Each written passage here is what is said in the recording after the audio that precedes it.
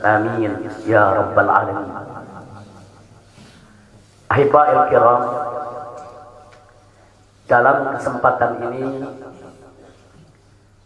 saya ingin menyampaikan beberapa poin penting untuk segenap keluarga para syuhada, segenap pengurus Dewan Pimpinan Pusat Front Pembela Islam, segenap laskar, aktivis dan simpatisan Front Pembela Islam, bahkan untuk seluruh rakyat dan bangsa Indonesia.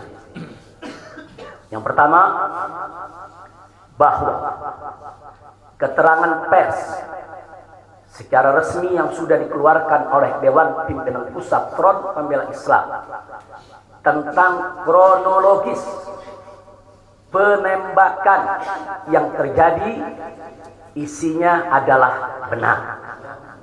Saya sampaikan kronologis yang sudah dibuat dan disebarluaskan oleh Dewan Pimpinan Pusat Front Pembela Islam.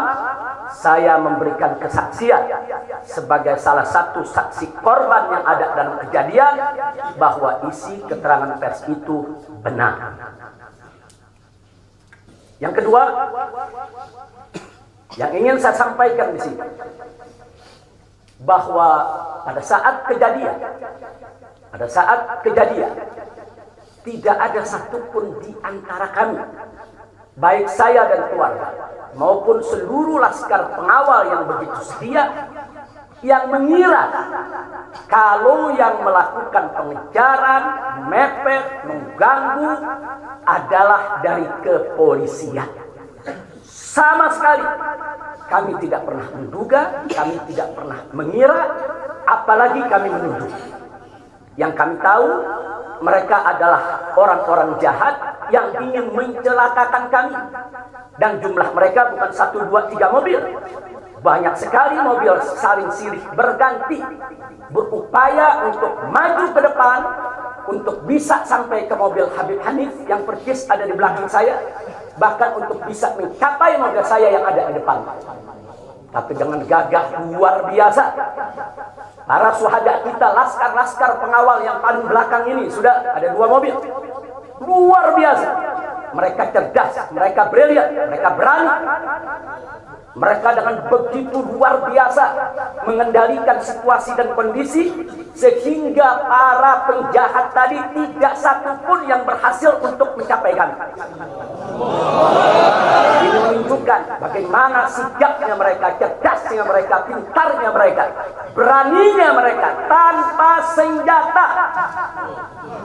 Itu kedua yang ingin saya sampaikan. Dan poin ketiga, bahwa tuduhan kalau pengawal-pengawal kami dipersenjatai adalah fitnah besar, bohong besar.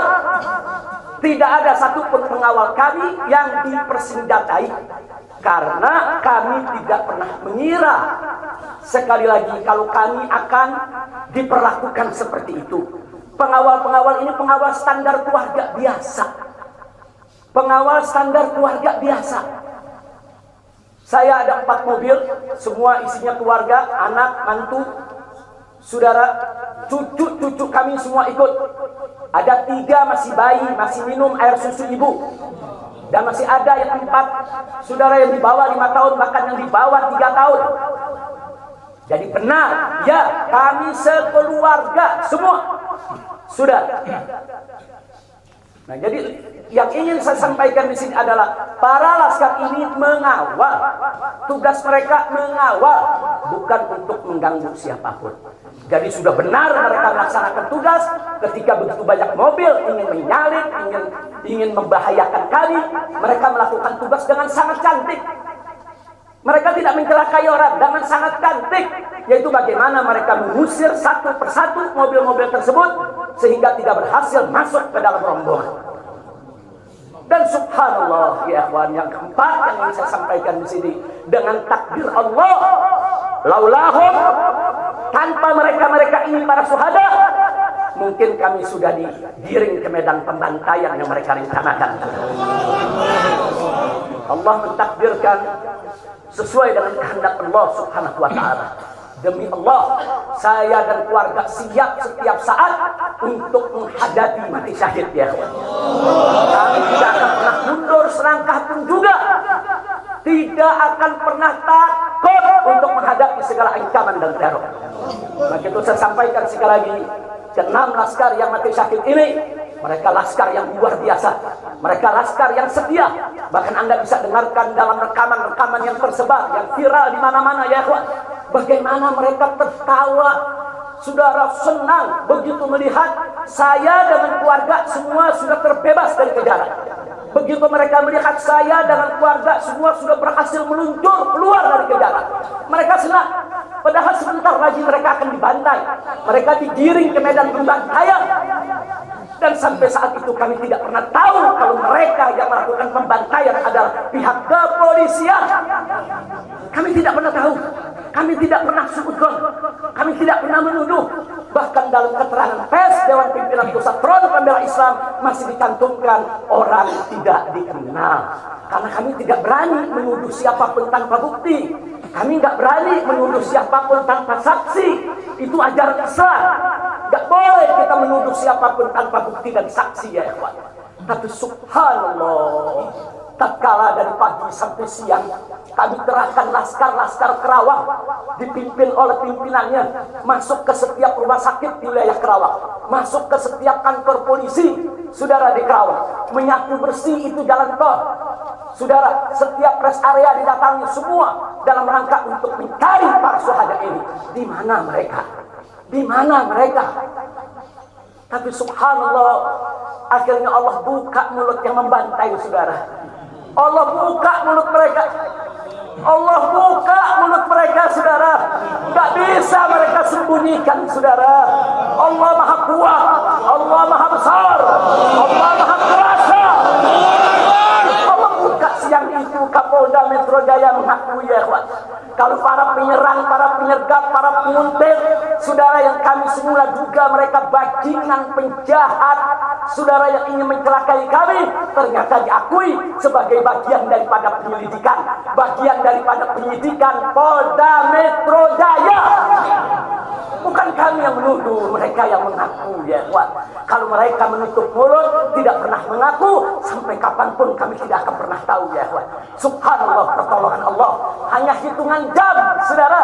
Allah buka mulut mereka. Padahal logikanya kalau mereka menutup seumur hidup pun kami tidak bakal tahu ya ikhwan. Tapi Allah maha tahu, Allah maha berkehendak. Allah buka mulut mereka saudara, Allah buka pengakuan mereka saudara, sehingga sekarang menjadi terang benderang siapa para pelaku penjahat itu saudara. Ini poin-poin penting yang ingin saya sampaikan. Dan semalam saudara kita sudah membentuk tim untuk memeriksa secara utuh bagaimana kondisi daripada 6 jenazah syuhada kita. Saya sudah mendapatkan laporannya secara lengkap. Nanti pada saat yang tepat akan kita adakan siaran pers secara nasional. Dan saya sampaikan kepada semua, seluruh bangsa dan rakyat Indonesia, kami akan menempuh jalur hukum secara prosedur. Kami akan kejar siapapun yang terlibat dalam pembantaian ini. Kami tidak akan biarkan mereka tidur tenang sampai mereka lari ke lubang semut pun.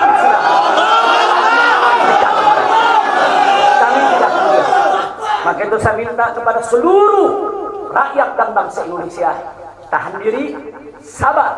Kita hadapi dengan elegan. Kita tempuh prosedur hukum yang ada. Karena kalau prosedur hukum ini ditempuh dengan baik, insya Allah semua akan terbongkar ya. Siapa yang melakukan pembantaian di medan lapangan, sampai siapa yang menjadi otak saudara yang mengatur ini semua akan terungkap. Tapi kalau Anda emosi, kalau Anda berjuang sendiri-sendiri, maka ini akan terkubur, tidak akan pernah terungkap ya kawan.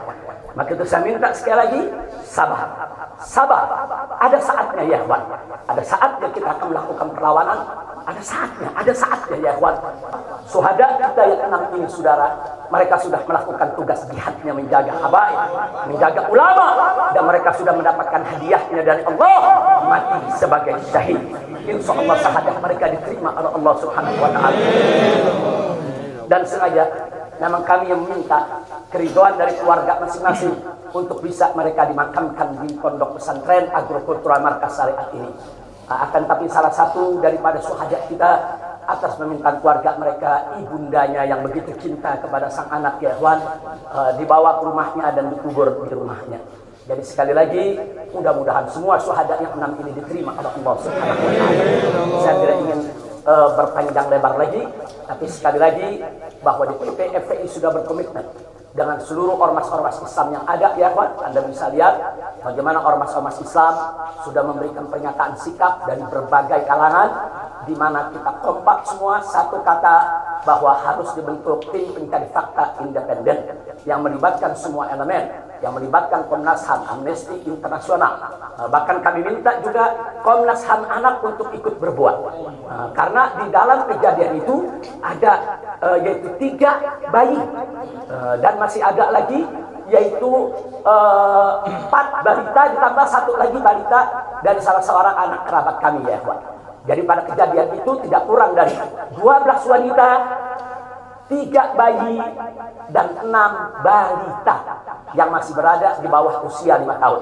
Komnas HAM anak tidak boleh membiarkan, karena pada saat kejadian itu ada bayi-bayi kami yang ketakutan karena mobil itu meluncur tidak wajar, tidak semestinya. Dalam goncangan mobil tersebut, bayi-bayi itu menangis, ibu-ibu itu menangis, mereka terteror, terintimidasi. Mereka bukan tidak takut, ini satu teror yang luar biasa. Nah, karena itu sekali lagi Komnas HAM perempuan, Komnas HAM anak, mereka semua harus ikut terlibat. Tidak boleh ketidakadilan, tidak boleh kezaliman semacam ini dibiarkan terjadi di negara kesatuan Republik Indonesia. Kalau hari ini kejadian sadis brutal seperti ini bisa menimpa saya dan keluarga, bisa menimpa 6 syuhada ini ya ikhwan, maka kalau dibiarkan besok akan bisa menimpa siapa saja warga negara Indonesia di negeri ini. Maka itu saya ajak semua elemen bangsa ini, dari mulai presidennya, DPR-nya, dan seluruh institusi kenegaraan terlibat, yaitu secara bersama-sama untuk mengungkap fakta yang sebenarnya apa yang terjadi di balik semua ini. Itu saja yang ingin saya sampaikan. Sekali lagi ya ikhwan, malam itu saya dan keluarga keluar lewat dari jam 10 malam. Kenapa kami lewat dari 10 malam? Karena kami pikir kalau keluar jam 7 atau ba'dal maghrib banyak krodit macet di jalan ya kawan. Nah, lewat dari jam 10 supaya jalan agak senggang. Nah, kami harap sekitar jam 12 atau lewat kami sudah sampai di tujuan. Tujuan kami suatu tempat peristirahatan yang memang cocok buat kesehatan. Kami sedang membutuhkan sedikit waktu lagi untuk memulihkan yaitu tenaga kami, kesehatan kami. Dan selain itu juga saudara, kami tidak pernah menyangka kalau perjalanan kami malam itu sebetulnya sudah direncanakan oleh pihak lain untuk digiring ke medan pembantaian. Kami tidak pernah menyangka dan kami tidak pernah menduga. Tujuan kami hanya ke tempat peristirahatan, dan sehingga kalau jam 12 atau setengah 1 kami sudah sampai, kami beristirahat, dan subuh kami punya pengajian keluarga. Baca Al-Quran, baca hadis, baca zikir, hanya khusus untuk keluarga kecil kami saja, untuk anak, menantu, cucu, dan untuk babysitter yang menemani cucu-cucu kami, begitu juga untuk beberapa anggota kerabat kami. Jadi kami tidak pernah menyangka acara yang sebetulnya begitu sederhana, indah, saudara, ternyata sedang digiring ke medan pembantaian. Dan subhanallah, akhirnya kami semua selamat. Berkat apa? Dengan takdir Allah, berkat perjuangan ke-6 syuhada ini ya Tuhan. Tanpa perjuangan ke-6 syuhada ini, mungkin kami saat ini tidak bertemu Anda lagi di sini. Maka itu saya sampaikan sekali lagi kepada keluarga para syuhada. Keluarga para syuhada, Anda semuanya harus bersabar kepada Allah Subhanahu wa taala, ridho kepada keputusan Allah, dan jangan khawatir, keluarga Anda yang kembali kepada Allah ini mati sebagai syahid, Allah akan masukkan mereka ke dalam surganya, dan Allah akan berikan kepada mereka kelak syafaat untuk menolong seluruh anggota keluarga agar bisa dimasukkan ke dalam surganya. Itu saja yang ingin saya sampaikan.